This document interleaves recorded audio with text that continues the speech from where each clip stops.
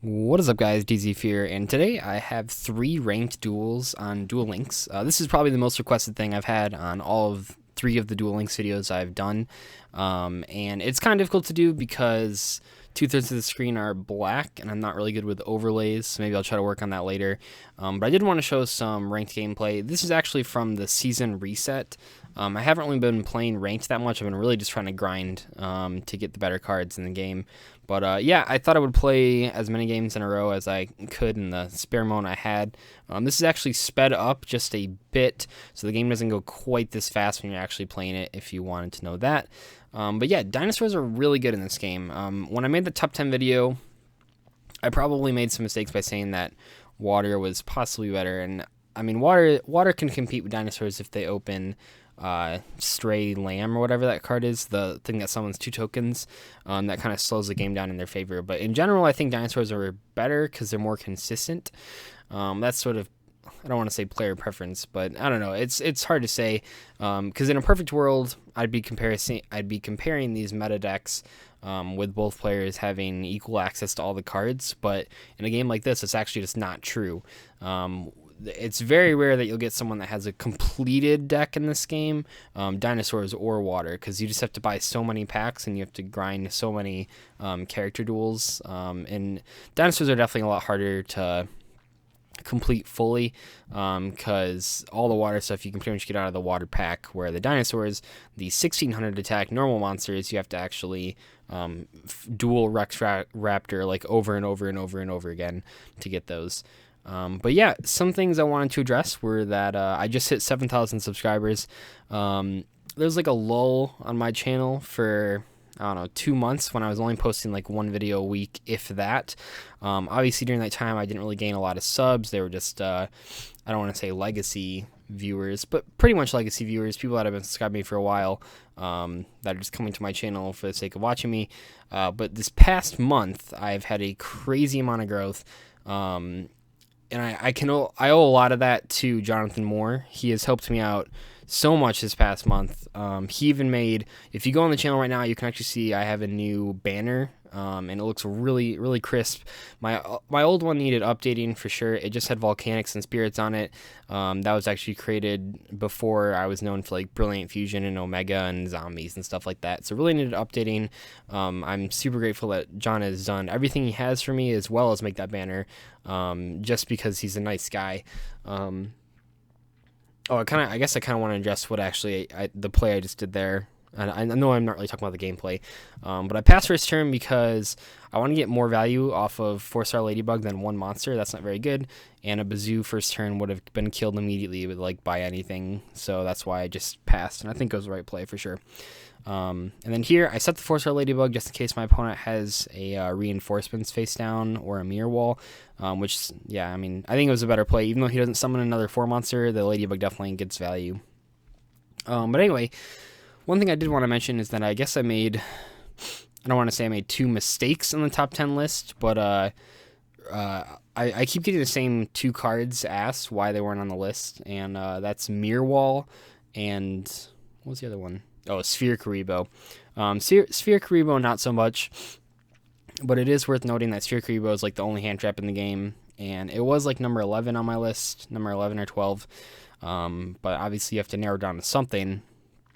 But Sphere Karibo is cool because if you get Levia Dragoned and you lose everything, you can then block its attack so you don't just lose the game immediately. I don't know how viable that is necessarily, and I don't see it pop up in a ton of decks, but it is worth mentioning that it's like the only hand trap in the game. But the other thing with Mirror Wall, I don't really see, it's weird because like Mirror Wall I don't think is as effective as the traps in this game. I think the Mickey Zur or whatever, Mitchie Zur, and I think even Magical Arm Shield are better than Mirror Wall in a lot of scenarios. Magical Arm Shield, maybe not. I don't know. Magical Arm Shield, I really like a lot, and I think I use it in one of these duels to pretty much win the game. But I like that card a lot because it's sort of like spot removal. But Mirror Wall, I don't know. It's like a 1-turn battle phase negator, and you're like destroying a monster as well. But a lot of these cards, I mean, Mickey Zur and Magical Arm Shield basically do the same thing. I mean, I guess if you can keep it up for a turn, like that's fine, but like there goes half your life points, so like that's kind of tough. That's why I'm not really a huge fan of it, but I can see people saying that both these cards are good, and I don't know. It seems like when people are playing this game right now, they're not playing those cards unless they're missing other cards, and I don't know if that makes them worth putting the risk. Reinforcements also was a very close card. I didn't really include any of the equip spells. You can see I'm using that bow and arrow thing that decreases attack of stuff, but like Gravity Axe, Gnarl, and Black Pendant are very solid cards, but I just didn't think that they're worthwhile. I don't know. I think I'm still too much in a competitive Yu-Gi-Oh mindset where I'm just like, equip spells aren't very good because, I mean, if they get rid of the monster, then you like lose 2 cards, and that kind of sucks. But Reinforcements is pretty cool because it can be activated during the damage step, and they usually can't come back from that. But in terms of things that have been going on in Duel Links, they just added back the Pegasus challenge. I just unlocked that today. Well, I just logged in to see that pop up yesterday, actually. But the Pegasus challenge, I think, just lets you get a ton of bonuses, and I think unlock Pegasus. But they added like star chips for that challenge, which is kind of interesting. I don't have a ton of information on that, but I do know that a couple weeks ago, well, probably at this point just 1 week ago, the Pegasus challenge really caused server issues for them. I know some people have been complaining about server issues. I've only gotten them once where I couldn't log on because of server issues, but I guess it's a pretty common complaint. So actually when I logged on today, they gave us all 500 gems for having issues. I think that's really good. I think Konami is running this game great, and I think stuff like that, I mean, they have just thrown gems. I've been playing this game since the first couple days, and I think when I originally logged on, they gave me like 1,500 gems, which is a shit ton of packs. And then, yeah, just like anytime they have like an issue, they just give you like 500 gems. And I think it's a really good way to run this game. The game I compare this to is like Pokemon Go, because they're both casualized versions of larger franchises that have a bigger following, that are meant to appeal to people that aren't really familiar with the game. Because, I mean, you don't have to have any knowledge of Pokemon games like Pokemon Go. It's really straightforward. And while this game's a little more complicated, it is still the same basic idea. I mean, considering that it's like restricted to smaller card zones and less life points and less cards in hand and less cards in the game, I can say they're sort of comparable in that regard. Pokemon Go obviously had a shit ton of server issues all throughout the first weeks and even later on, which is just inexcusable. And they never really gave out any bonuses because of that. They never put up with that. There was one.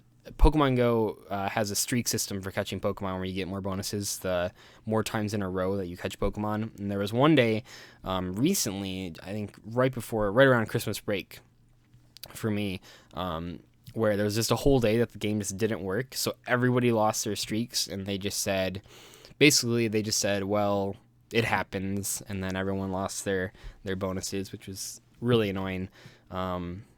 But I think that Konami is really taking this game seriously. In the future, I really would like to see synchros added. I don't think we'll see exceeds added for a while, but synchros would be cool because they could just do, they could basically just do normal tuners and normal non-effect synchros, and it would still drastically affect the game. And I'm not even sure if it would make, I don't know, it'd be like weird because it'd be like when synchros first came out, and people were kind of unsure what to put him in besides Teleport, Dark Arm Dragon. But it's like, can you just throw like a level 3 tuner into like Dinosaurs or Water and then make level 7 synchros? Would that even be good? And I mean, it'd be good. I don't know if it'd be great because it'd be minuses, but I don't think like a card like Black Rose would be acceptable for this game because I think it would warp the format too much. But even like Gaia Force or whatever, Gaia Knight, the Force of the Earth, I think it's a level 6 synchro, or like Scrap Archfiend would be pretty good. I don't know if they're going to add that next set, but I do think they have plans to add that. I always mention that the extra deck in this game is called an extra deck. It's not called a fusion deck. And one of the loading screens, it tells you like the extra deck is where cards outside of your main deck go, like fusion monsters, but it doesn't say just fusion monsters. I think little stuff like that is worth pointing out, because that means that they have plans to add more stuff in the future. But don't expect this game to ever be like modern Yu-Gi-Oh! It's not what it's meant to be. It's meant to be its own format, which is what I really want to talk about in those top 10 video, the top 10 video and the top 5 video. This game is just unlike any other Yu-Gi-Oh game I've ever played, and I keep stressing that because it's not just old school Yu-Gi-Oh. It's really something completely different. I think at the time I was talking about the card pool affecting that more, but I actually think the skills are what affect that more.